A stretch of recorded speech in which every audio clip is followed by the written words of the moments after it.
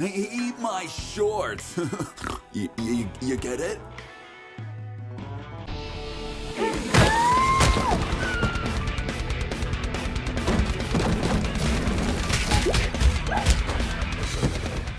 I dream of indie. Hey Indie Warriors, welcome to I Dream of Indie. My name is Ole Gamer Joe, bringing you another review today as we look at Mayhem Brawler on the Steam PC platform. This is a 3-player indie action brawler with a comic book style aesthetic and a 90s attitude mixed with some more modern times. You do get those 3 different characters to choose from. You have Dolphin, Star, and Trouble, who are officers of the superpowered law enforcement agency. Trouble not only has a really cool mustache, he also is classified as a living weapon. His hand is kind of claw-like, and his special attack will reflect that as he kind of stabs away at enemies. Pretty cool attack. You also have Dolphin, the powerhouse, who is more of a brute-style character, a little bit slower, but dishes out a bit more damage.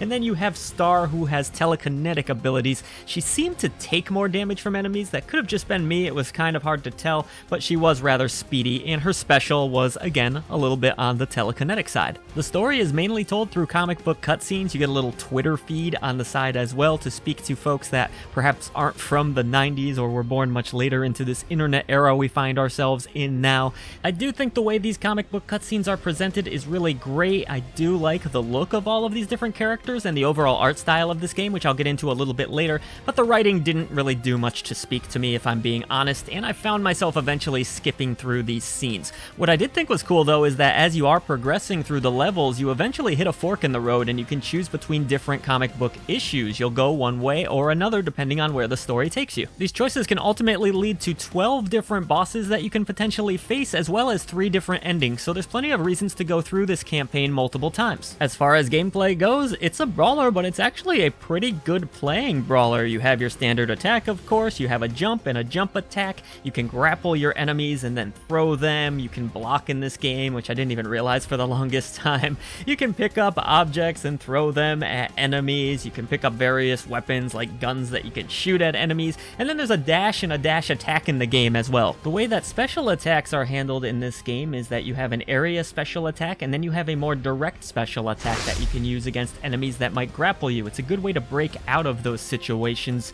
This will actually drain a separate meter. It won't take away from your health like it does in a lot of brawlers. It'll take away from your special meter. As you smash through barrels and other objects, you might find some food that will restore your health, or you might find something like a coffee that will restore your special meter. You'll also be building that meter up the more damage that you dish out to enemies. The game was fun, what can I say? It was really well playing, it was responsive, I didn't have any issues with the controls, I thought it felt smooth, I thought it had a good speed to it, I really like the addition of the dash, I like the special meter, I enjoyed not being penalized for using a special. It seems like the developer really paid attention to a lot of traps that other brawlers have fallen into and worked really hard to avoid those, I think successfully so. One thing I didn't like so much about the game is the difficulty spike that takes place around level 6 or 7. Boy, things really got tough. I was playing in co-op. I didn't have a third player, unfortunately. Maybe that would make things a little bit easier, but I really thought the game got difficult in that last leg, which you would expect the levels to get harder, but it feels a little bit unbalanced because we were mostly able to blow through the first 5 levels without much issue,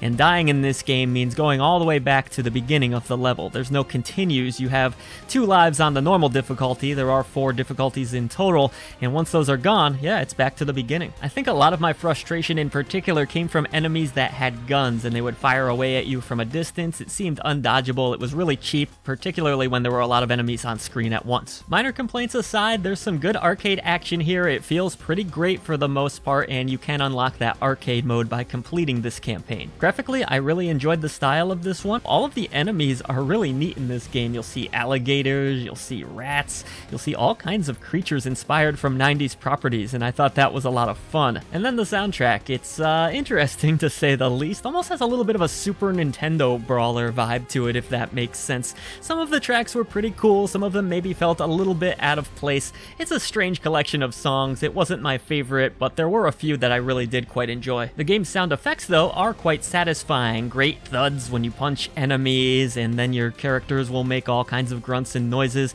I have to say some of the death cries were pretty amusing in this one. overall, nice visual presentation if you like comic book style art, and I think the sound is pretty decent here too. Despite the story not really grabbing me, it's a brawler, that's not the end of the world, and perhaps some of the difficulty spikes getting under my skin a bit. I actually do recommend this one. It's a lot of fun to go through. If you can get 3 players local, that would be an absolute blast, I think. No online play in this one, which is a little bit unfortunate, but still, the 3-player option is definitely nice. You're getting some good art here. You're getting a really playable brawler that feels satisfying. As someone who loves the genre and can be a little bit picky about it, I tip my hat to the developers here. They've done a really great job making a fun one.